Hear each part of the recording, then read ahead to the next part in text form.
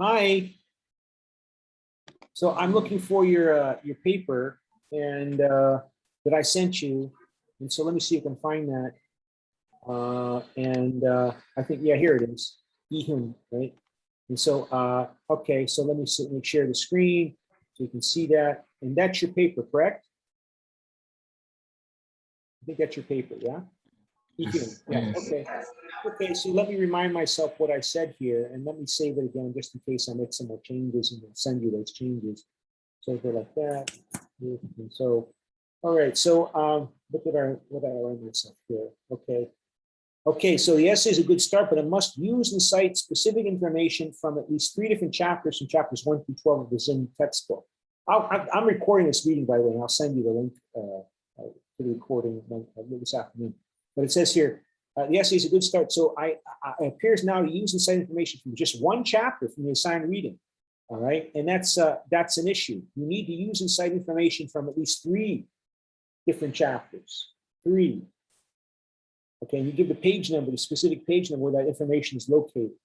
So make sure you do that, okay? And you can use the yeah, okay, yeah, you mentioned the Pequot case. Zinn talks about, if you go to the back of the book, you can use the index in the book to find information, specific information. If Flynn talks about the Civil War, he talks about slavery, you can go back into the Zinn book and look in the index in the back of the book, Like I have the photocopy here of the book, just to show you, that in the back of the book where is located, what's called the index. So you see things like this. So you look up words on the back, like look up slavery. Slavery,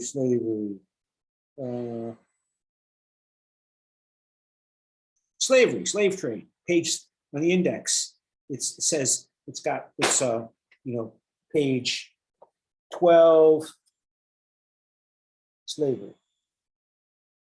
Okay, and it says slavery is covered on 12, 28, 29, 30, 31, abolitionists, American states and slavery, colonial era and slavery, Constitution slavery, 19th century Fugitive Slave Act. So you can find everything that way to find some information and give the page number where you can highlight what Zinn said so that you can make sure you use and cite information from 3 different chapters. Okay. And okay, so I just want to make sure that you do that. And so let's go through the rest of the paper here. So I say also, you're one of my tasks here is to try to help you polish your already wonderful English to make it even better. But well, not to polish it, but to show, for example, how we teach in academic writing. So, like in academic writing, we're not supposed to say "in my opinion." Say "I think," "I feel," "I believe." Don't do that, because academic writing, you make a claim about what is the truth, and then you prove that claim to the reader through giving evidence, by like citing specific information from the Zinn book, right? As evidence to support your argument, to persuade me that your truth claim is in fact true. All right. But when you say "in my opinion," it reminds me I'm reading an opinion. I don't want to read an opinion. All right. So you can say, the significant difference between Zinn and Flynn is the difference in perspective, period.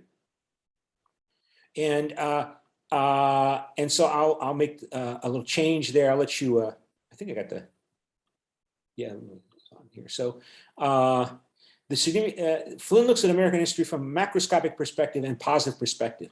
Yeah, like I said with the other students I've been talking with, and I think even Zinn makes this point that, when we examine reality, the world around us, including what we remember in our brains as part of that reality, we interpret what we remember,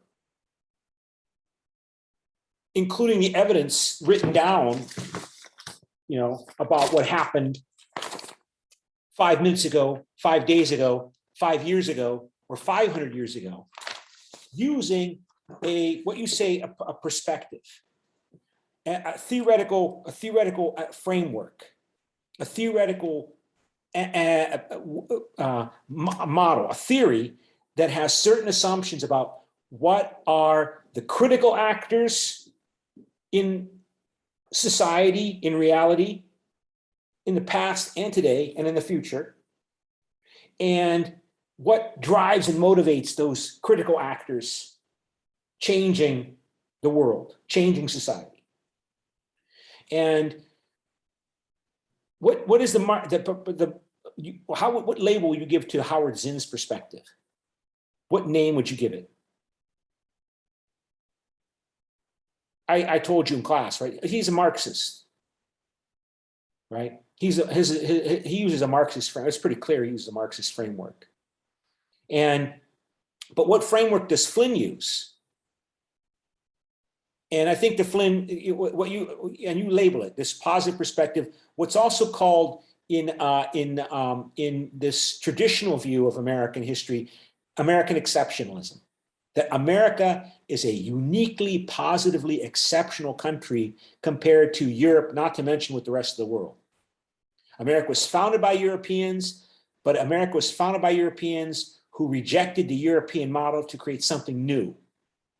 They inherited the good parts of the European model, like much of the British culture and British political thinking and political attitudes, but then they went beyond Britain to establish democracy, replace the king with a president, have the president be elected by somebody, not inherited from his dad. And this was supposedly the first time in modern history we had seen this, since the history of the modern period, in the last 6 centuries. And that means America is. And what's the proof for Flynn that America is positively, exceptionally positive? American exceptionalism is a positive exception. What's the proof? America invention a lot of country. Yeah, and you know what another piece of proof is? This class, what we're doing right now. Why are we not speaking in Japanese? Why are we not speaking in Chinese? Why are we not speaking in Russian? We're speaking in English. Why? Yes. Because America is influential, incredibly influential around the world. And why is America influential among people's brains and thinking all over the world? Why? Is it only because of America's fist, America's military, America's nuclear bombs? Is that why America is so influential around the world? No, it's part of it. But that's not enough. Soviet Union had lots of nuclear bombs too. They had a space program, they had all of that stuff. And they're Soviet Union,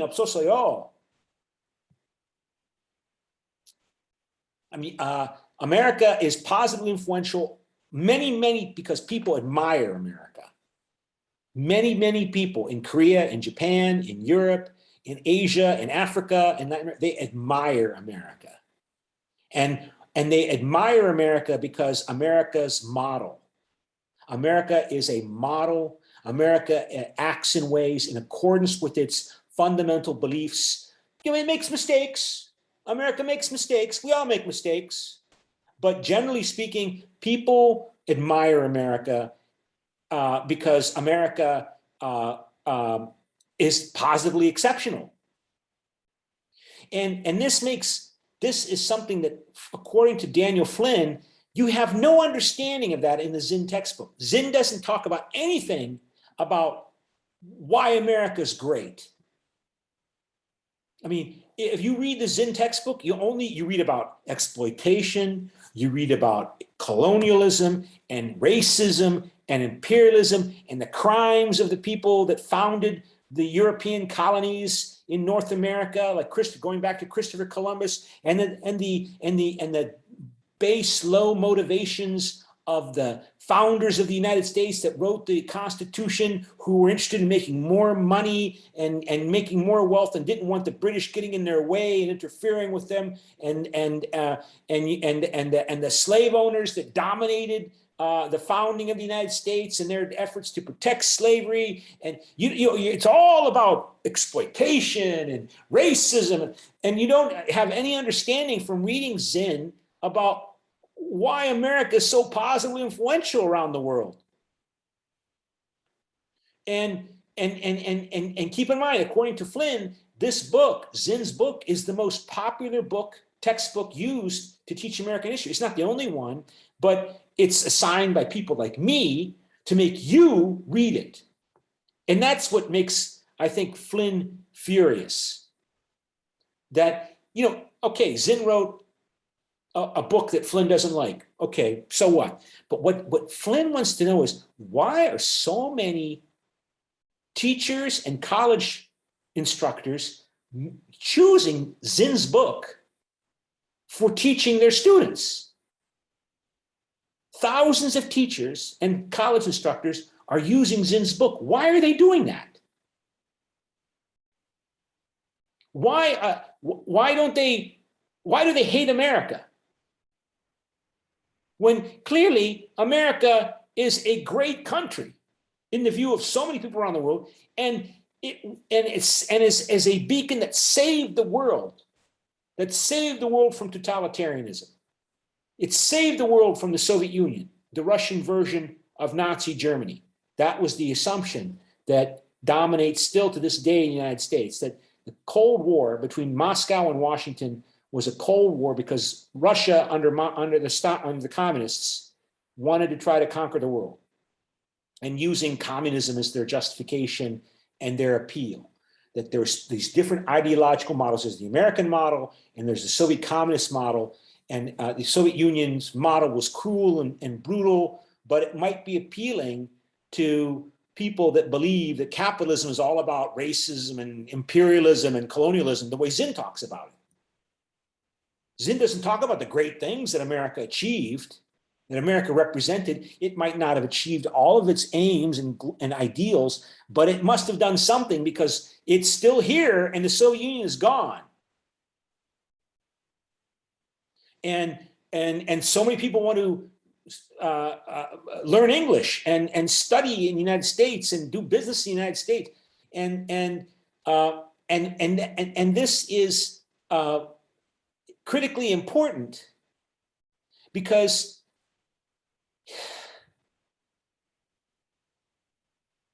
America saved the world.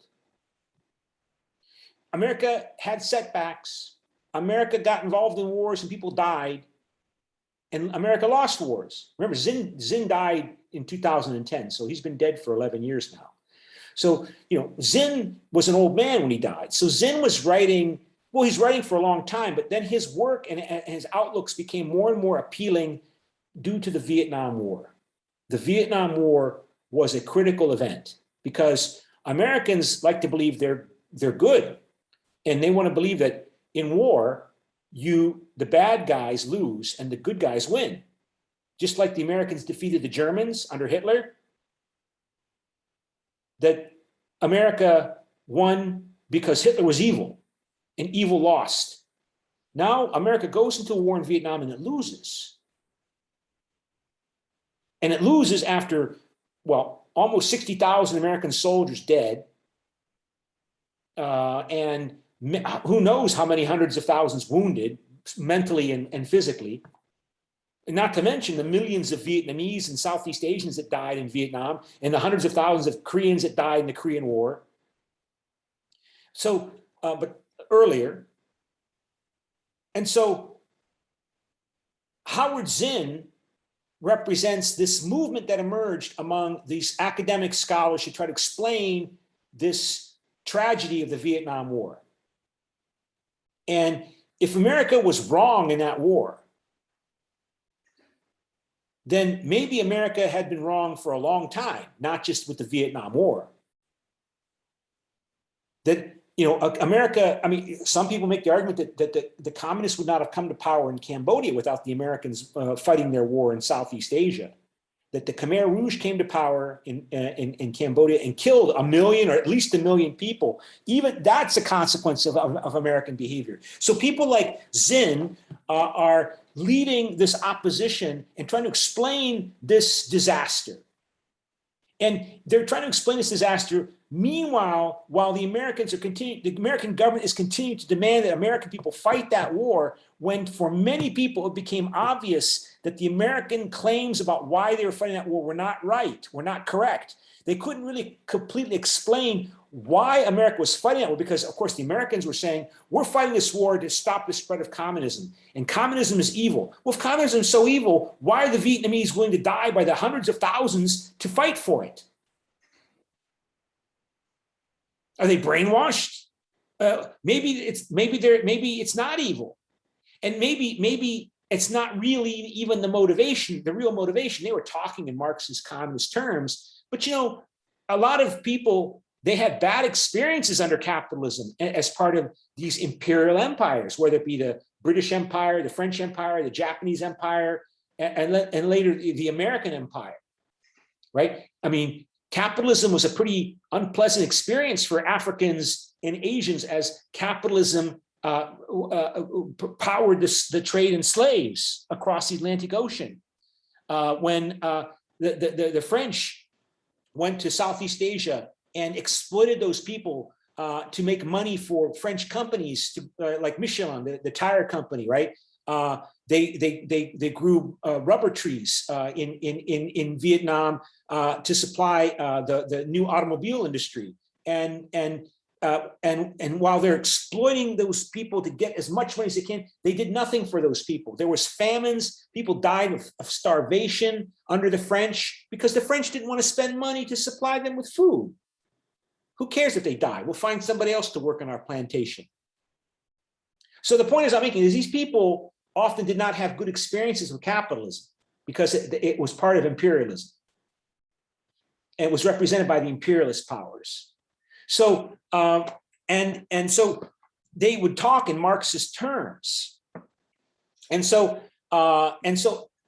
people like Zinn and what were called the New Left academics started evaluating that. People started, well, they'd always been around, but then more and more people started listening to them and trying to explain what is going on in Southeast Asia. What is going on here? Why are we fighting this war? Why can't we get out? Who's keeping us there? Why don't other people understand what we understand, that this war was a mistake? What's going on?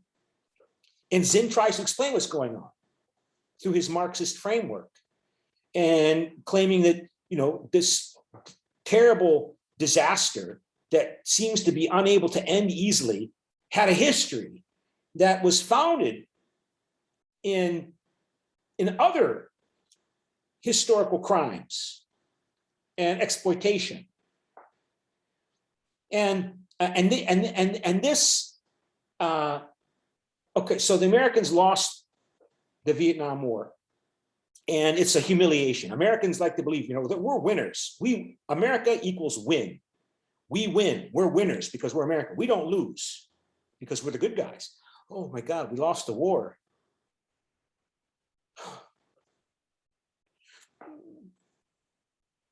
And the economy becomes weak. The oil prices go up with the Arab-Israel War of 1973. Oil prices go way up. Inflation becomes high in America.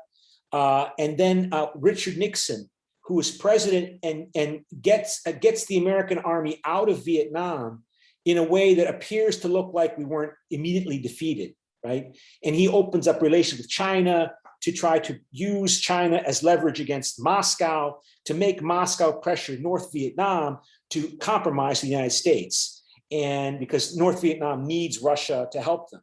And Russia's not going to help them as much if America uses China against Russia. So there was a plan that Nixon had for getting us out of Vietnam. They reached the agreement in Paris. American military leaves in 1973. Then Nixon has to resign in 1974 because he's of his criminal behavior against his political opponents in the United States. And then he's replaced with Gerald Ford. And then South Vietnam collapses in 1975. Cambodia collapses in 1975.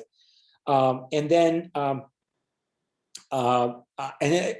there was elections in 1976.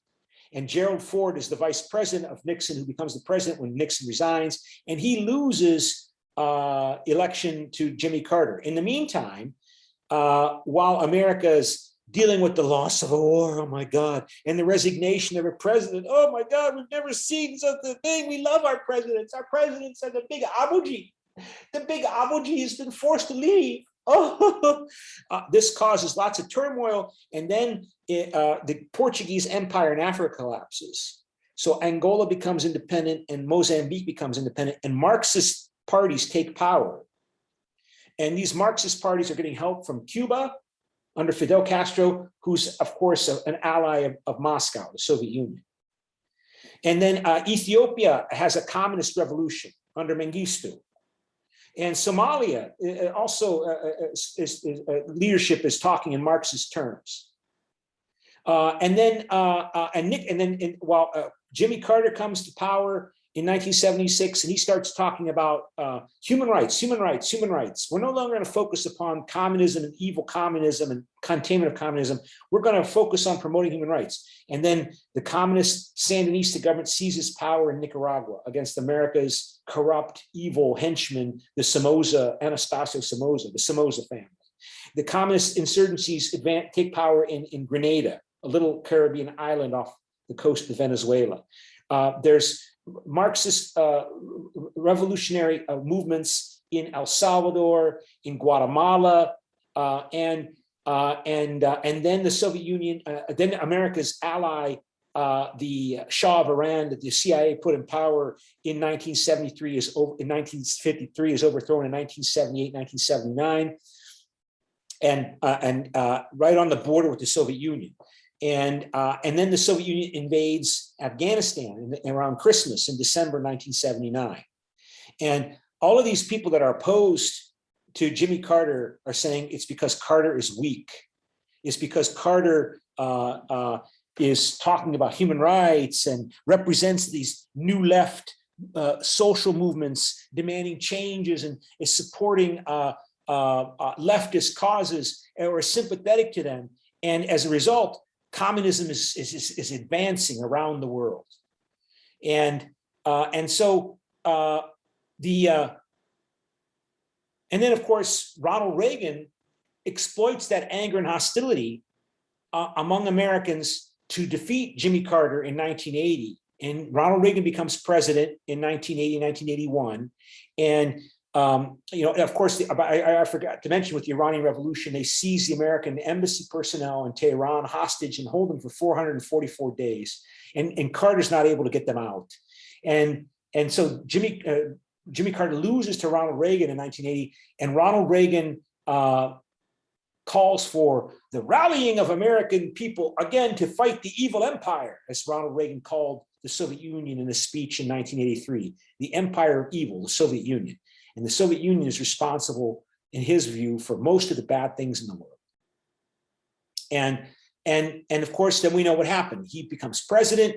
He boosts the defense budget. He liberalizes the American economy. He cuts taxes. He rolls back reforms. And people like Daniel Flynn emerge, at the same time focusing on the causes of American weakness. Of course, let me go on there, but Reagan becomes president, he gets reelected in 1984, and then Gorbachev comes to power in Moscow in 1985.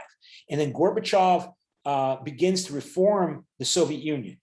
And Ronald Reagan, this is referenced in the Flynn book, Ronald Reagan then goes to Berlin, which is still divided by the Berlin Wall. And in 1985, he calls upon Mikhail Gorbachev, tear down this wall. And it's a speech at the Brandenburg Gate where Berlin was divided. And Flynn makes reference to that speech in his essay, that he considers Ronald Reagan's speech at the Brandenburg Gate in Berlin as significant as Abraham Lincoln's Gettysburg Address speech or George Washington's farewell address when he's finishing up his presidency, the first president of the United States. He puts them all three together, Reagan's speech, Lincoln's speech, and Washington's speech. I know Ronald Reagan is a god.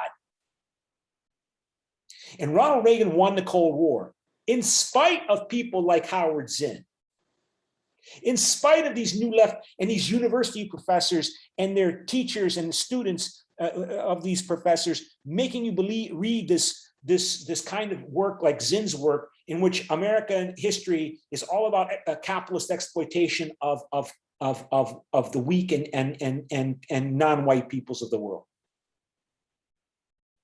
In spite of Zinn's efforts to undermine the national morale and will of the people of the United States to do what was necessary, still Ronald Reagan was able, and the Republican Party was able to save the world. We made mistakes in Vietnam, but the only battle that counts in a war, including the Cold War, is the last one. And America finally won in spite of Zinn, in spite of the others like Gar Alpovitz, William Appleman Williams, Noam Chomsky, these other new left professors who focus upon racism and imperialism and colonialism to explain the bad things going on in the world, when it's really it's communism. And that is the cause of the evils in the world. And so Flynn wants to know, why don't, what's the problem with the university people? What's the problem with professors in America? Why do they hate their country when clearly their country truly is exceptional? And now we have new problems. The new problems are terrorism, supposedly, Islamic militancy, radicalism, and because Zinn's essay is written 2 years after the United States is attacked on September 11, 2001. And it's in 2003, the US invades Afghanistan, Iraq after invading Afghanistan in 2001. And Flynn's essay is from 2003. And so that's the anger and the fury in Flynn, because, you know, clearly America is this great model, and there's other problems. Now we have problems with Islamic militancy, and we have problems with China. And if you don't fight for your rights and you don't fight for freedom, freedom will die. But Zinn doesn't want you to love America as a symbol of freedom, that we should be ashamed of our history, particularly for white people in America. So that's part of the emotion that is driving Donald Trump and the people that the Trump phenomenon. But I mean, Flynn would, you know, think that Trump is finally doing what needs to be done to get rid of this sickness, this degeneracy among the new left, that want, you know, to undermine the traditional values that clearly made the America the most powerful and admired power the world has ever seen. So do you have any questions? Oh, no. Okay, so I don't think I made any changes here, so I don't need to send this back to you. So I'll send you the link to this meeting this afternoon, okay? Okay. Okay, see you next week. Okay, thank you.